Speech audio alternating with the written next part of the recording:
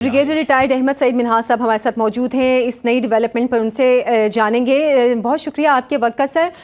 जो नई ये ताज़ा कार्रवाई की गई है इसराइल की जानिब से, हमास के सीनियर रहनुमाओं को जो कि मुज़ाकरात में पेश थे उनको शहीद कर दिया गया है। आपके ख्याल में अब ये मुज़ाकरात ख़त्म हो गए, इसराइल अब गज़ा पे मुकम्मल कब्जा कर लेगा? जी बिल्कुल बिल्कुल।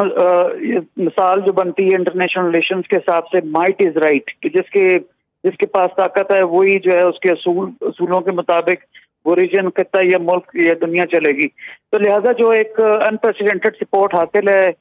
इसराइल को अमेरिका की जानिब से, तो ये वो उसी सपोर्ट के तनाजुर में अगर देखा जाए कि टू स्टेट सोल्यूशन की तरफ बात बढ़ती नजर आ रही थी, उसको बेसिकली चेकमेट करने के लिए नेतन्याहू ने दोबारा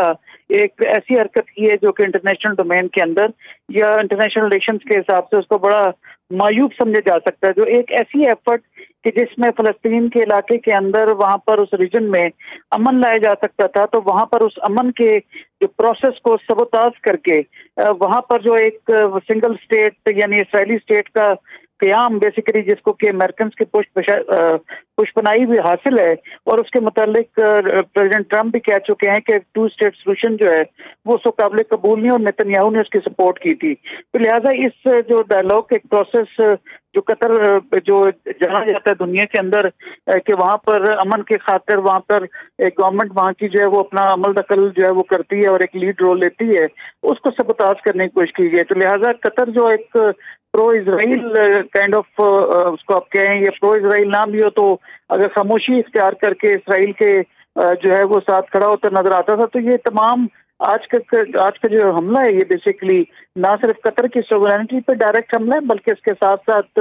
जो मिडिल ईस्ट के अंदर अमन लाने की एक ख्वाहिश थी या एक कोशिश थी या एक उम्मीद अफजा एक एनवायरनमेंट पैदा हुआ था, वो उसको बड़ी कारी ज़रब लगी है। तो लिहाजा नेतन्याहू अपने जो एक अल्ट्रा राइटिस्ट जो उसकी पॉलिसीज हैं दोबारा दुनिया के सामने खुलकर सामने आई हैं, और मैं समझता हूँ कि इसके बाद कतर अगर इसको रिटेलिएट करता है तो फिर दोबारा से जो मिडिल ईस्ट का खित्ता है वो दोबारा जंग के दहाने पे पहुँच सकता है। अच्छा ब्रिगेडियर साहब, जैसा कि आपने ख़ुद भी कहा कि कतर जो मुख्तलिफ आलमी मसाइल को मीडिएट करता रहा है और सालिश के तौर पर वो मसलों को हल भी करवाता रहा है, हमने ये भी देखा कि जब भी अगर कतर में अगर ये मुज़ाकरात हो रहे हैं तो वहाँ पर जितनी भी क़यादतें मौजूद हैं तो उनकी हिफाजत की ज़िम्मेदारी भी तो कतर की है। तो अब ये जैसे कि आप ख़ुद भी कह रहे हैं कतर की खुद मुख्तारी पर हमला हुआ है, क्या एक्सपेक्ट करें हम? कतर जो है रिटेलिएट करेगा और इसका बदला ले सकता है कतर? देखिए, कतर जो है एक बड़ा सॉवरन मुल्क है और उसकी और सऊदी अरब की जो है वो किसी मुख्तलिफ मसाइल के ऊपर ठनी भी रहती है, क्योंकि वो इंतहाई अपनी जो सॉवरेनिटी है, चाहे वो लॉजिकल हो या फिजिकल बॉर्डर्स के लिहाज से हो, तो उस पर कॉम्प्रोमाइज़ बिल्कुल नहीं करता माजी के हिसाब से। क्या इस वक्त वो कर सकेगा? क्योंकि प्रेसिडेंट ट्रंप भी कतर को जो है खासी अहमियत देते हैं, तो क्या जिस तरह के अफगानिस्तान और पाकिस्तान, अफगानिस्तान के तालिबान का जो दोहा एग्रीमेंट भी हुआ था, तो उस तनाजुर के अंदर भी देखें तो कतर का बड़ा एक अहम रोल रहा है दुनिया के अंदर अमन लाने के हिसाब से। तो जो खुद अमन का दाई हो, क्या वो ऑफेंसिव की तरफ जाएगा? तो एक पैराडॉक्सियल सिचुएशन है कतर के लिए। तो इस तनाजुर में ये कह सकते हैं ब्रिगेडियर साहब, जिस तरह ईरान और इसराइल की जंग में जब ईरान ने अमरीकी बेस पे हमला किया था तो पहले से कतर की हुकूमत को आगाह किया था, तो ये इम्कान है कि इसराइल की हुकूमत ने भी पहले कतर को एतमाद में लिया हो, कतर के हुकूमत को, या उनको पहले से बताया हो इस हमले के हवाले से? नहीं, मैं नहीं बताया हुआ, क्यों? अगर बताया होता तो फिर जो डेवलपमेंट हो रही थी तो फिर ये बहुत ही सीक्रेट जगह पर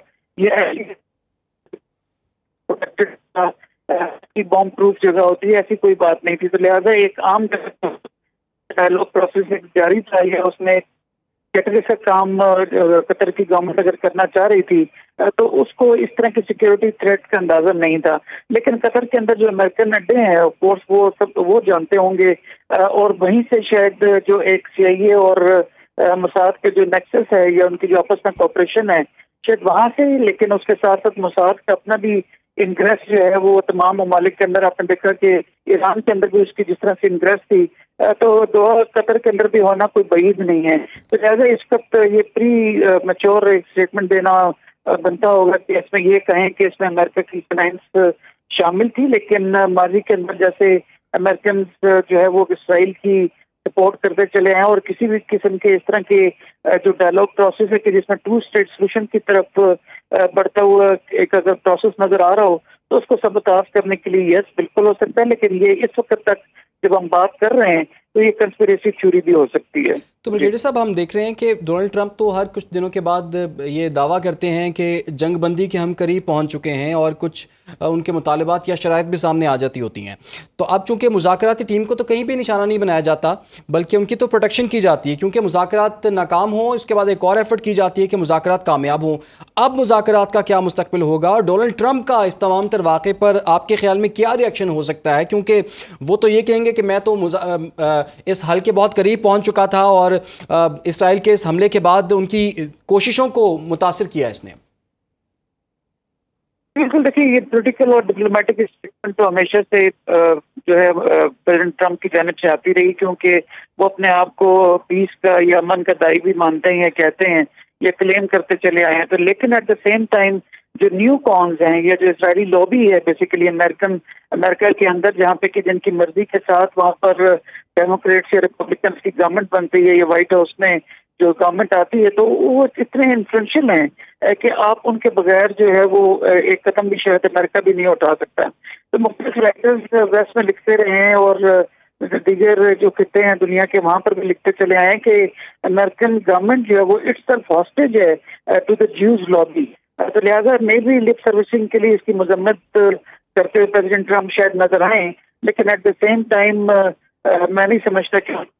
تیار ہے کہ وہ اپنی کوئی انڈیپینڈنٹ پالیسی لے کے آگے بڑھ سکیں۔ لیکن ایٹ دس پرٹیکولر مومنٹ یس، جو آپ پوچھ رہے ہیں کہ کیا ڈائلاگ پروسیس آگے جاری رہے گا، تو جب ان کے 2 مین لیڈرز کو شہید کر دیا گیا تو پھر کس قسم کے ڈائلاگ اور کس قسم کی صلح اور کس قسم کا امن